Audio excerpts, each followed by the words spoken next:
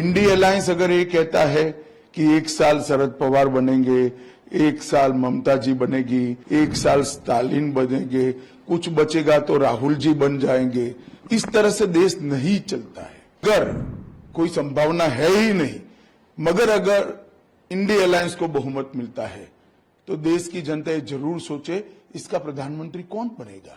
एक साल में प्रधानमंत्री ये कोई परचूरन की दुकान नहीं है। कुछ लीडर्स ने पीएम मोदी के लिए अलग अलग टर्म्स यूज किए। उन्होंने ये भी बोला कि हम 2 से 4 पीएम बनाएंगे साल में बेशक, लेकिन हम पीएम मोदी को आने नहीं देंगे।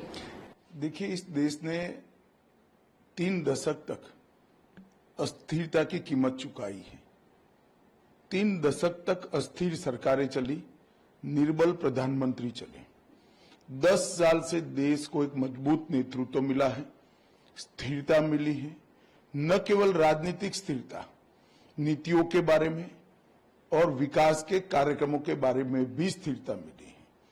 अब इंडी अलायंस अगर ये कहता है कि 1 साल शरद पवार बनेंगे, 1 साल ममता जी बनेगी, 1 साल स्टालिन बनेंगे, कुछ बचेगा तो राहुल जी बन जाएंगे, इस तरह से देश नहीं चलता है।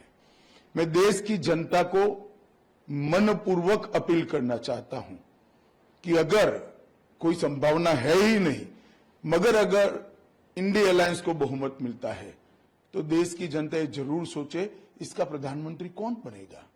एक साल में प्रधानमंत्री ये कोई परचूरन की दुकान नहीं है जिसको अपनी हिस्सेदारी के हिसाब से चलाया जा सके। ये देश है, ये देश को दुनिया का नेतृत्व करना है। इसका नीति निर्धारण, इसका विकास, इसकी सुरक्षा की परिस्थिति, इसके अर्थतंत्र का विकास एक लंबे समय तक एक नीति के साथ सातत्यपूर्ण तरीके से चलना चाहिए और केवल नरेंद्र मोदी जी के नेतृत्व में एनडीए और विशेषकर भारतीय जनता पार्टी ही ये कर सकती है। 10 साल तक पूर्ण बहुमत की सरकार देश की जनता ने भारतीय जनता पार्टी और एनडीए को दी। मोदी जी को प्रधानमंत्री बनाया, इसके फल हमने देखे हैं। देश सुरक्षित हुआ है, समृद्ध हुआ है, नीति निर्धारण लोकाभिमुख और स्पष्ट हुआ है और दुनिया भर में देश का सम्मान बढ़ा है।